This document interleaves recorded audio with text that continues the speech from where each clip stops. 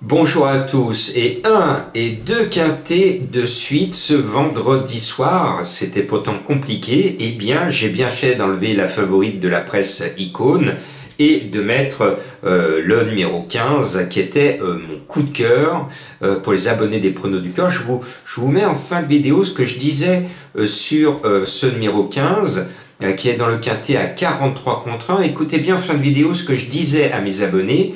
Et cela paye en me suivant. Vous avez vu que l'un de mes tocards de la Réunion a gagné Eden Basque cette semaine à Cagnes. Bon, on va ce samedi à Deauville avec un non partant, le 3 Swiss Bank.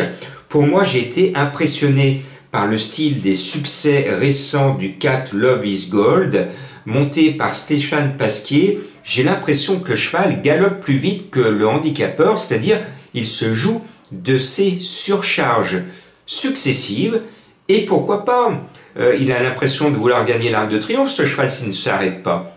Pourquoi pas? Je le mets malgré tout en tête, même s'il va prendre encore du plomb. Et puis, j'aime bien le 6 Uzel, alors ce n'est pas un secret, tout le monde sait qu'il est dans son jardin à Deauville, il adore ce parcours, cette piste, et bien moi je le mets parce qu'on sait qu'Uzel va défendre notre argent. Après, eh bien, il faut faire confiance à un cheval que j'aime bien et que j'ai repéré pour vous, c'est le 10 Jordanella, qui s'est intercalé dernièrement entre deux chevaux que j'estime et qui doit être en mesure de créer peut-être une petite surprise. Elle est annoncée à 12-13 contre 1.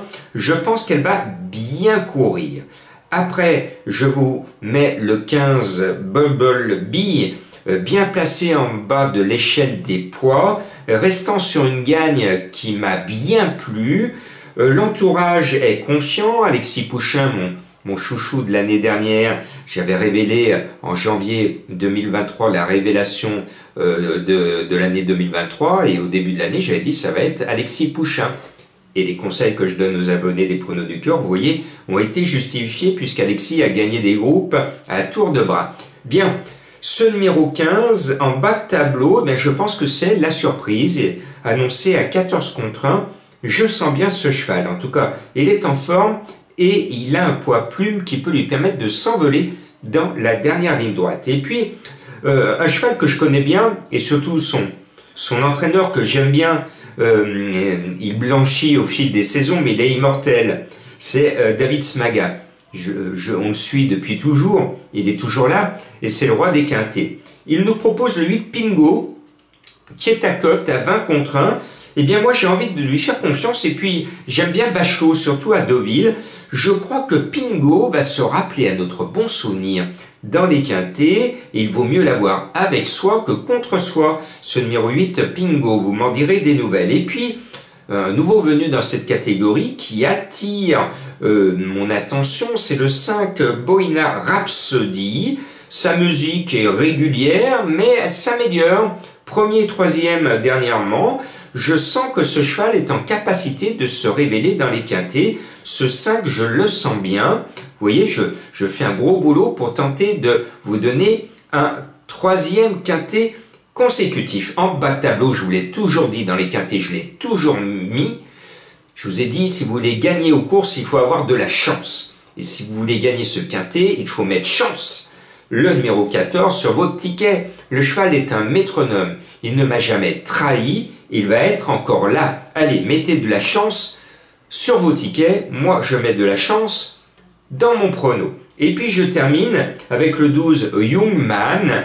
Monsieur le Baron est aux commandes, Monsieur le Baron entraîne le cheval, Monsieur le Baron monte le cheval, Monsieur le Baron est le patron, et je pense qu'il va se donner lui-même les ordres, parce que souvent les entraîneurs donnent des ordres, et puis les jockeys ou les drivers font tout le contraire de ce qui a été dit, alors que Monsieur le Baron, il se donne lui-même les ordres, et son cheval Youngman, un peu son chouchou, c'est son cheval de quintet, donc il le chouchoute, il le bichonne, il le brosse, il lui fait certainement plein de bisous, et donc le cheval, il le ressent forcément et il lui rend cet amour qu'il lui porte. Et donc, moi, j'aime bien ce cheval et j'aime bien les petites écuries, les entraîneurs qui n'ont pas une armada.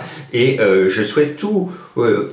J'envoie de la chance à Monsieur le Baron qui entraîne ce numéro 12, Young Man. Et donc, écoutez ce que je disais à mes abonnés des Pronos du Cœur pour la grosse cote de ce vendredi à 43/1.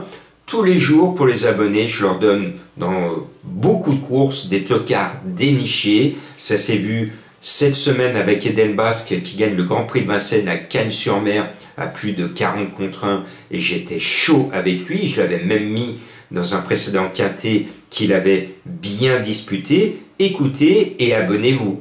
Et puis, je vous donne ensuite un deuxième coup de cœur qui est annoncé, tenez-vous bien, à 25/1. C'est le 15 Ivana Derac.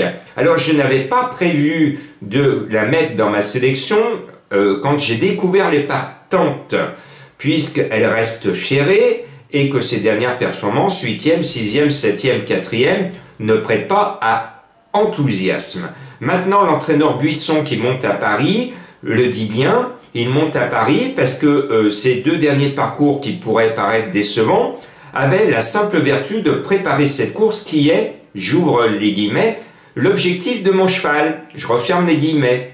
Cette course est son objectif. Et pour ne pas rater l'objectif, il appelle le meilleur driver, le sub-leader Eric Raffin.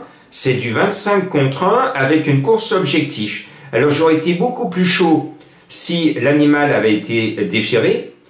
Ça reste ferré, mais c'est une belle trouvaille, ce 15, c'est son objectif, Eric Raffin. L'engagement est très bon, pratiquement au plafond des gains. Pour moi, tous les feux sont au vert avec le simple bémol du ferrage.